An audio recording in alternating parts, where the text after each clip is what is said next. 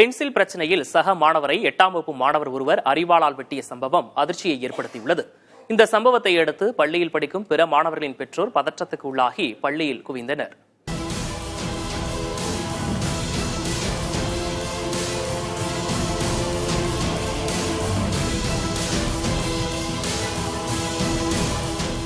Miss இவன் கிள்ளிட்டான், miss இவன் என்னை அடிச்சிட்டான் என பள்ளி குழந்தைகள் போடும் சண்டையில் நினைத்து பார்க்க முடியாத அளவுக்கு வன்முறை புகுந்திருக்கிறது.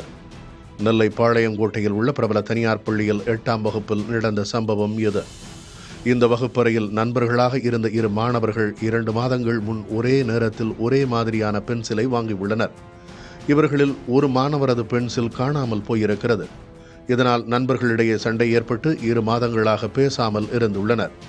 இந்த நிலையில் புத்தக பையில் அரிவாளை எடுத்து வந்த மாணவர் சக மாணவரை அரிவாளால் வெட்டியுள்ளார்.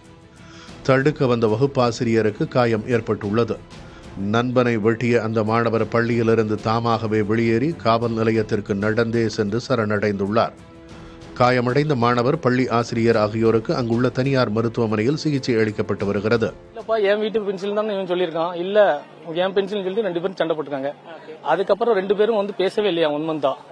திடீர்னு இன்னைக்கு காலையில எக்ஸாம் எழுதுறதுக்கு முன்னாடி உட்காந்து படிச்சுட்டு இருந்திருக்கான். ஸ்கூல்ல உட்காந்துட்டு இருக்கும்போது பின்னாடி மண்டையில அருவாளால வெட்டியிருக்கான் சார்.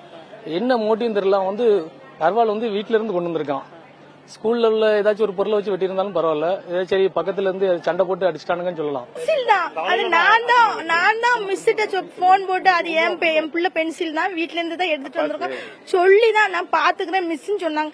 இப்படி வெட்டுற அளவுக்கு அவன் என்ன பண்ணானே எனக்கு இன்னும் தெரியல. என் பிள்ளை அப்படிலாம் பண்ணவும் மாட்டான். அவன் 5 நேரம் தொழுவாளி. நோம்பு 30 நோம்பு புடிச்சிருக்கான். 5 நேரம் தொழுவான். என் பிள்ளை அவ்வளவு பொறுமையா வீட்டுல என்ன பிரச்சனைனாலும் வீட்டுல பேசிக்கிடும். வெளியே சண்டை கூட அவன் போனது கிடையாது. சம்பவ இடத்தில் நெல்லை மாநகர காவல்துறை துணை ஆணையர் வினோத் சாந்தாராமன் தலைமையிலான காவல்துறையினர் விசாரணை நடத்தினர். சாதாரண சின்ன பசங்க சண்டை. அதுல விசாரணை பண்ணிட்டீங்களா சார்? பண்ணியாச்சு. இல்ல நேத்து ஏதோ அந்த பையன் ஏதோ கேலி பண்ணதாகவும் அப்படி சொல்லிட்டு அப்பலாம் ஒண்ணும் இல்ல.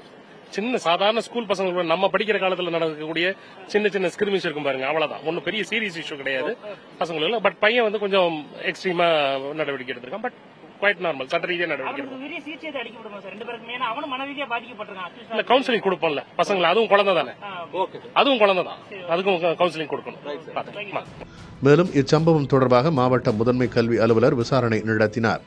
பள்ளி மாணவர் வெட்டுப்பட்ட சம்பவம் அறிந்ததும் மற்ற மாணவர்களின் பெற்றோர் பள்ளியில் கூடியதால் பரபரப்பான சூழல் காணப்பட்டது. ஏற்கனவே நெல்லை மாவட்டத்தில் மாணவர்களுக்குள் அடிக்கடி மோதல்கள் ஏற்பட்டு வரும் நிலையில் நெல்லை மாவட்ட நிர்வாகம் சார்பில் அன்போடு ஒன்றில் என்ற திட்டம் செயல்படுத்தப்பட்டு வருகிறது. அரசு மற்றும் அரசு உதவி பெறும் பள்ளிகளில் இத்திட்டம் செயல்படுத்தப்படுகிறது. தற்போது தனியார் பள்ளியில் நடந்துள்ள சம்பவம் அனைத்து பள்ளிகளிலும் மாணவர்களை சரியான பாதையில் வழி நடத்த வேண்டிய கட்டாயத்தை உணர்த்துவதாக இருக்கிறது. புதிய தலைமுறைக்காக ஒளிப்பதிவாளர் நாராயணமூர்த்தியுடன் செய்தியாளர் மருது. தென் மாவட்டங்களில் பள்ளி மாணவர்களிடையே அடிக்கடி மோதல், வன்முறை சம்பவங்கள் அரங்கேறி வரும் சூழலில் இதனை எவ்வாறு தடுப்பது என்பது தொடர்பாக சமூக செயற்பாட்டாளர் தேவநயன் பேசியதை தற்போது காணலாம். இன்னைக்கு யார ரோல் மாடலா இருக்கிறாங்க, அவங்க எடுத்துக்காட்டுகளாக இருக்கிற தலைவர்களை தேர்ந்தெடுக்கிற விஷயங்களோ அல்லது குறிப்பிட்ட அமைப்புகள் அவர்களை பயன்படுத்துறதோ, சாதி அமைப்புகளோ மத அமைப்புகளோ பயன்படுத்துறது ஒரு வருத்தத்துக்குரிய விஷயம் தான். அப்ப இது தனிப்பட்ட நிகழ்வுகளாக பார்க்காம ஒரு மொத்தமான நிகழ்வா தான் பார்க்கணும். அடுத்து பாடத்திட்டத்துல மாற்றங்கள் கொண்டு வருவதற்கான விஷயங்கள். அடுத்து இன்னைக்கு வேல்யூ எஜுகேஷன், மதிப்பீடு சார்ந்த கல்விகளை வகுப்பறையில கொடுப்பதற்கு மதிப்பீடுகள் இருக்கு. இன்னைக்கு மதிப்பெண் வாங்குவதற்கு கல்வி இருக்கு, மதிப்பீடுகள் இருக்கு. மதிப்பீடுகள் இல்லாத கல்வி பயனற்றது. அப்ப இதை எப்படி உருவாக்குறது? அப்ப இன்னைக்கு நாம தமிழ்நாடு போன்ற முன்னேறிய மாநிலங்கள்ல இந்த மாதிரியான ஒரு விஷமான விஷயங்கள் பரவுவது ஏற்றுக்கொள்ளவே முடியாது.